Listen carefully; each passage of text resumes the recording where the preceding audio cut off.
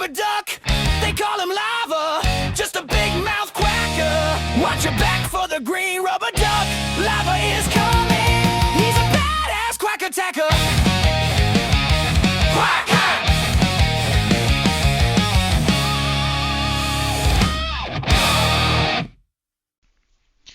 Hey guys, it's Lava Odra here.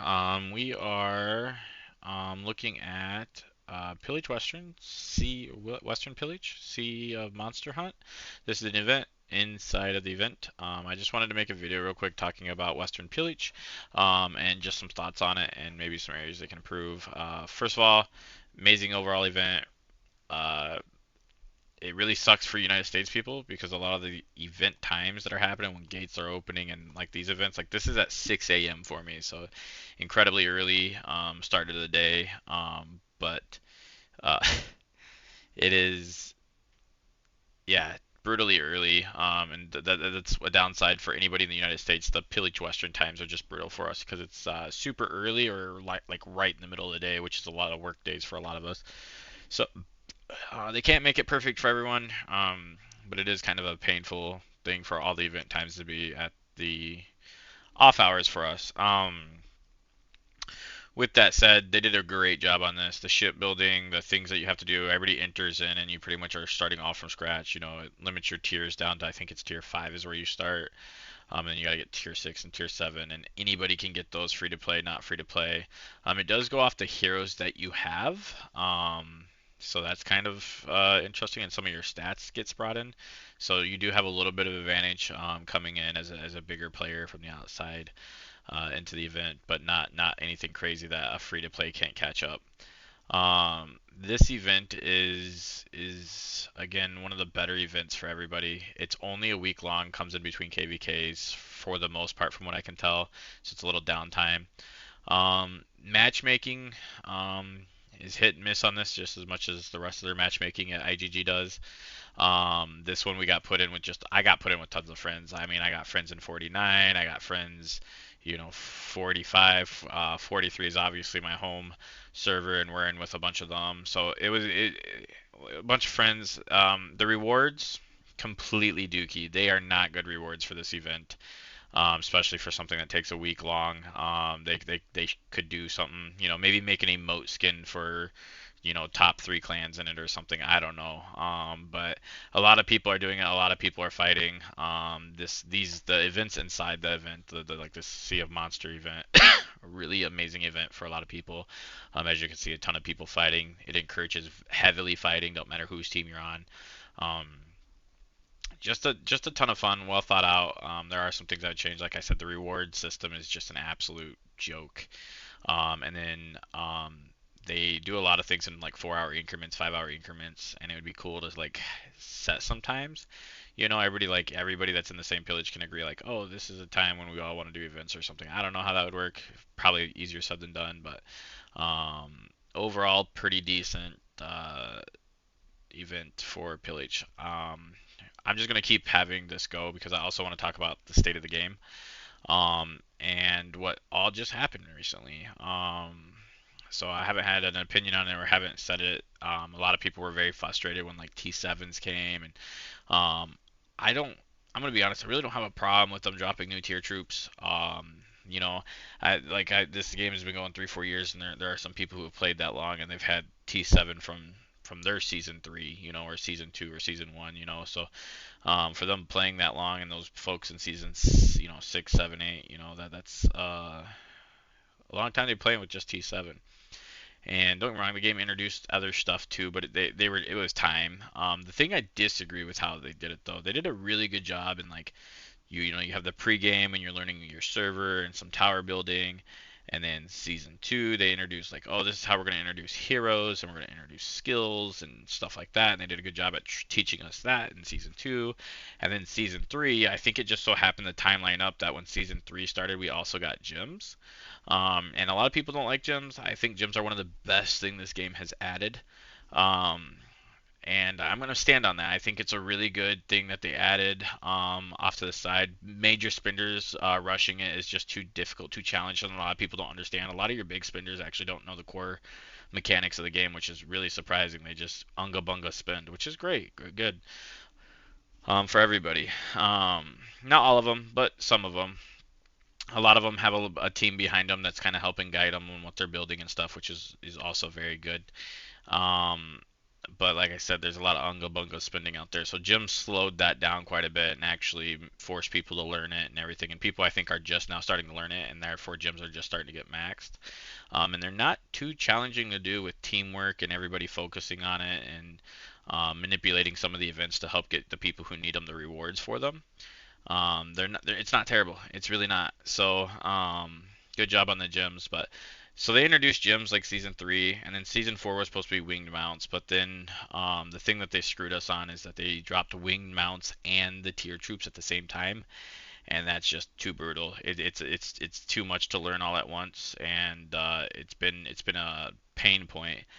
Not saying we're not doing it, we are doing it, but they should have staggered that out. They should have had like, season 4 winged mounts, then season 5 the new tiers, or they could have done the buildings and then the tiers. They could have done it in steps, and I think that'd have been better for everybody to swallow, especially with such big changes that they've made and some of the bigger changes they have coming. So, things that they did really good in that update, though, migration passes. They made it easier to migrate between places, lowering the cost of that, which I think is really good, considering how often that happens and how many people need to move. And a lot of people are just quitting the game because they don't want to migrate again because they've migrated twice and it didn't work out or something. And they're like, oh, I don't want to spend another $200-300 to migrate. So, I think them dropping that was really good. But yeah, overall, some of the changes I said they're all really, really good for us, and I think we need to encourage that kind of stuff. But they could slow down now. Gonna wave the flag and say slow down, and I think a lot of people are feeling that. And some of the overwhelmingness now that it's been a couple weeks since things have released has tapered off a bit. But they need to do quite a bit better in taking care of their player base and making sure things are done. If they're going to release a bunch of new stuff like that, maybe increase what people are getting in the packs. It'll devalue what the old people have unspent on it, but at the same time, it'll also help for newer players to eat some of the getting pounded with all new stuff all the time to catch up. So, but that's just kind of my thought of the current game state. Not that anybody asked or anybody wants to, but just figured I'd throw that out there. Going back into this Pillage event, biggest thing, pikes dominate for this. You want to live as long as you can. And pikemen do a very good job at that, and different pikemen builds, because there's now so many skills and heroes that you can have different builds and different things, and they all do different things. So you can use a build that is like super tanky. You can do a build that does, like right now there's a build that if like all these people were attacking me, I could do high damage back to them. I'm not running that. I'm just running the super tank build. I'm not trying to do damage to anybody. I'm just trying to live. And so you'll see that as this video goes on, that we're just tanking everything down. So Vikings are king. Attack is still king. Defense is probably very good in this event as well. And so a lot of this is we're just rocking, killing monsters and running away. Rocking and killing monsters, run away. It's pretty simple, pretty easy.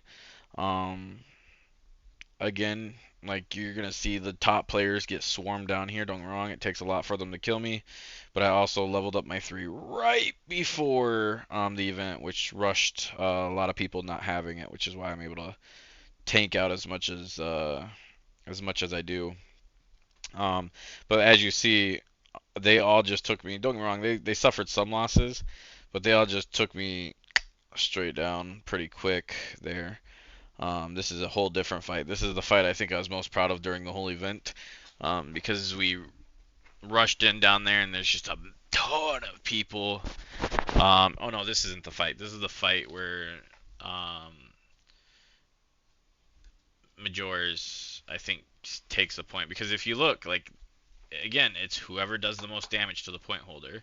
So if you're looking, you're seeing infantry rage builds, you're seeing pikemen's, and then Majoris did the smart thing. And by the way, Majoris did quite a bit of our points, because he doesn't need to start attacking right away. He can start attacking later. And you're looking here, I'm trying to figure out who had the points. And he ended up snatching the points, doing the most damage, because he's the only archer there. Unfortunately, that tactic didn't work out here because there's 500 bazillion people here. and that didn't work out. And then Rar, she sniped it here, and I think she actually gets the points for her team here too, if I recall right. So very good play by her, very well played by him. He just started a little too soon. I think if he wasn't hitting her and maybe somebody else got it and then he killed him first, I think that'd have been good. This is my play of the game, and probably play of the whole event. Pillage Weston, we got third place. We gave second to 43. Um, it was our third team, and then we gave first to Cyprian's team. Again, the rewards aren't good. We weren't going to fight over it, and we really didn't care that much about that. Um, Plus, we also had half our team like quit the not just the event, but quit the game during the middle of Pillage, which was weird. We had like two or three people just say, "Hey, I'm done with this game," and away they went. And I was like, "Oh, okay, well, damn." So, as you see here, I got one kill. They are again, we're all friendly and everything, but get the points there, and then you're gonna see me kill, I believe, the other guy who has the points. I zoomed in real quick. I'm gonna be honest, didn't know I was attacking him. He actually was attacking me, and I don't think he realized he got the points, and then I ended up getting the points, and then I moved out a little bit to clear out some of the people. So what I want here is a lot of people attacking me, because the more of them that attack me, like really, really fast and a lot, the more damage I'm outputting back. And so I was like, I just need to live for 9 seconds. So I'm just going to sit here and attack them. Somebody almost got in because they started running away and I started following. And you see when I started doing that, I lost 20,000 troops. I stopped, refocused up, got the points, and then, of course, people are still hitting me. Um, but yeah, this is Pillage or Western Pillage event, and I just wanted to make a quick little video and also throw in what I recall. Again, as always, I appreciate all of you guys for watching and supporting. If anybody made it this far, you're a true fan. I appreciate you. But I appreciate everybody's time and all that they do. And y'all have a great and blessed day. Love out.